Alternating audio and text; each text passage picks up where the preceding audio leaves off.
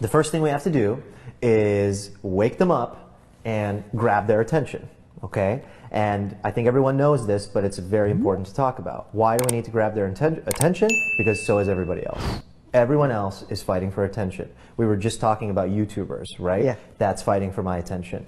At the same rate as a new book that launches is, or a magazine that I'm reading, or it's all a billboard that I walk by. It's all the currency of attention. So how do we capture their attention in a way that's unique? Here's a really cool, simple thing that you need to always keep in mind, and you can walk away from this and go, okay, that's all I got to do. So to get their attention, if everyone else is using the same type of headline, like this emoji and then video, if you see a trend, run away. Run away from the trends. And by the way, just to go philosophical for a second, that same thing applies in life.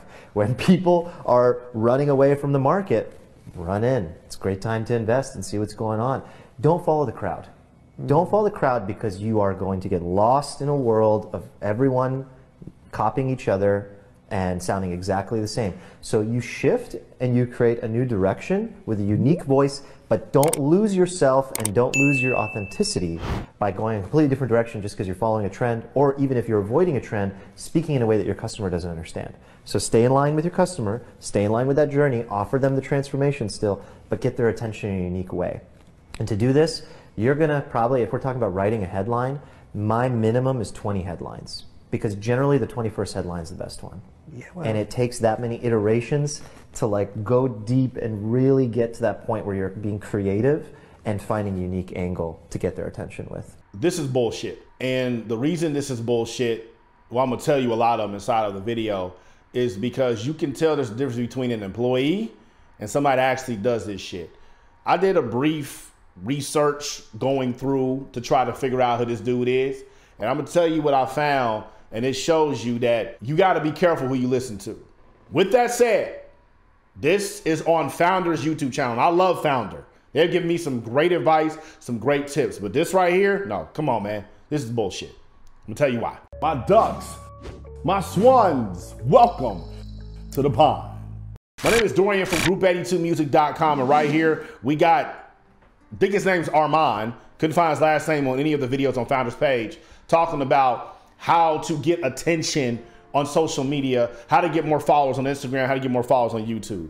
He said if you see a trend, you go the opposite direction. That's the last fucking thing you want to do on social media. That literally is the last thing you want to do. Now, this is coming from someone who literally thought that same way, like, yo, I don't want to do that. I'm not doing that. I'm not doing that, whatever.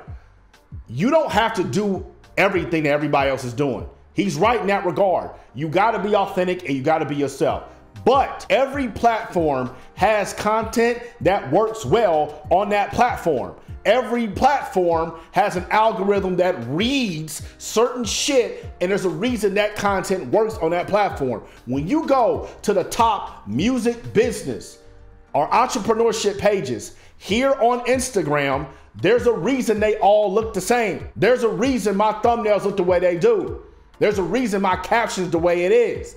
That shit works. You don't believe me? Literally scroll down my Instagram feed, scroll down and go to January last year, January the first year of this decade, whatever you want to say, and go look at the content. We had a bunch of content. We had podcasts, we had videos I'm making like this, but they weren't getting as many views. Why? Because I wasn't adapting to what Instagram wanted.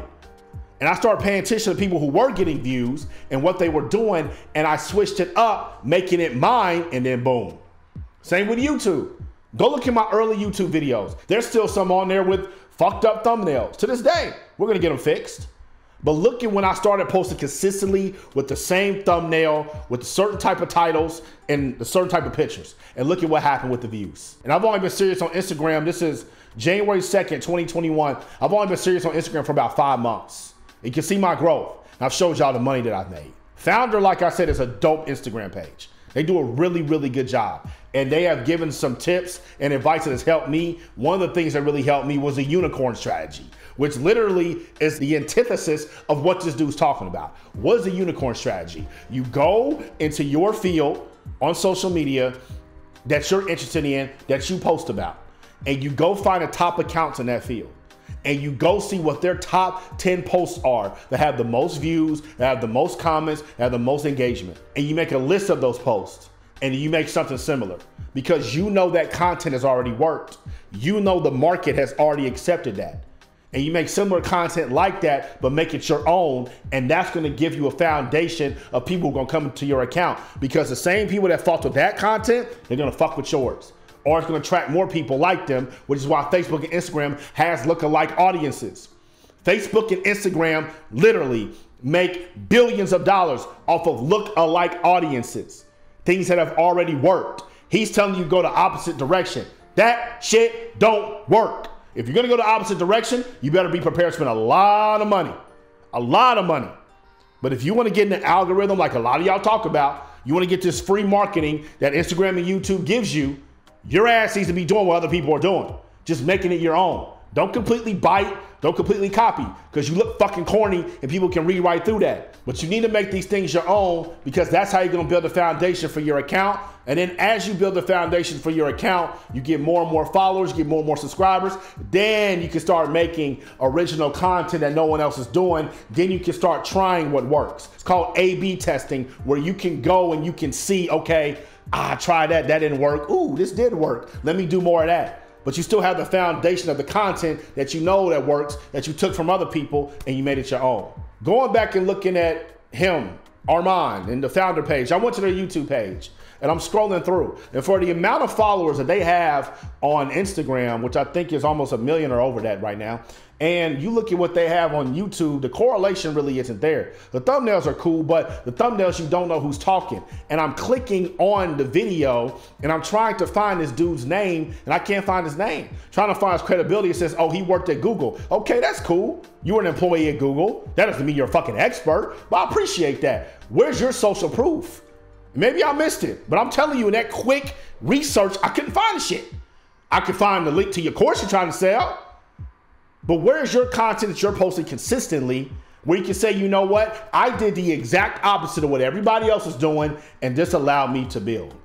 You got to be careful who you listen to out here. And I'm not knocking homeboy. Maybe those YouTube videos that I clicked weren't fully optimized with his social media, so therefore I didn't go to his Instagram. Maybe his Instagram is popping. Maybe he got a whole bunch of views. I don't know. But I do know this. People's attention spans are this short. And I'm a researcher. This is what I do. So if it was kind of difficult for me to find it in the 60 seconds that I put into it, what do you think it's going to be for somebody who's putting 5 seconds into it? A lot of y'all only put 3 seconds of research into it. That's how it is, man. So be careful who you're listening to, because if they ain't doing this shit every single day, if they're not filming videos every single day, if you can't go to their account and see the growth and see the change, if you can't do that, don't listen to them. Because a lot of these people be acting like that they're doing this social media content grind when all they're doing is making a video and putting $100,000 behind it on ads, and that's how it's getting views and getting comments and getting engagement. There's a much different methodology from paying for every single video to take off, as opposed to making content that you know your audience is going to rock with and it gives them value and it moves on its own. Which one do you want to do?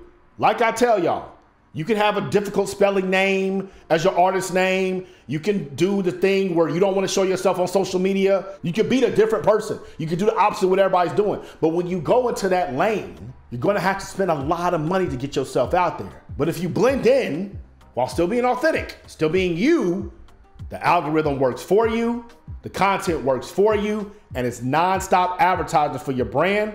And then you can do kind of like how Kendrick did with To Pimp a Butterfly and all that after Good Kid, Mad City. You can be 100% the artist, the entrepreneur that you wanted to be, because now you have a loyal fan base that's gonna rock with you no matter what. What do y'all think? Is he right? Am I right? Is there more than one way to skin a cat? Which strategy do you use? And if you gonna write in the comments, we gonna click your shit. So you better make sure you got some motherfucking social proof. So if you got social proof and you out here really doing this shit, I want to hear what you got to say. If you don't have social proof, don't write nothing, because you look fucking stupid. It's way different being on the sidelines than being in the fucking game. So if you're in the game and you're really doing this and your account has seriously grown and you're making consistent money off of it, talk about your strategy in the comments, because I know there's more than one way to do this. So let's all discuss it together like a happy ducks and swans pond family. I'm out the pond. Y'all stay true. Don't you dare go nowhere, cause I need ya. Don't you dare go nowhere, cause I need ya. Yo te quiero bonita. Baby girl, you's a fine mamacita. Don't you dare go nowhere. Group82music.com.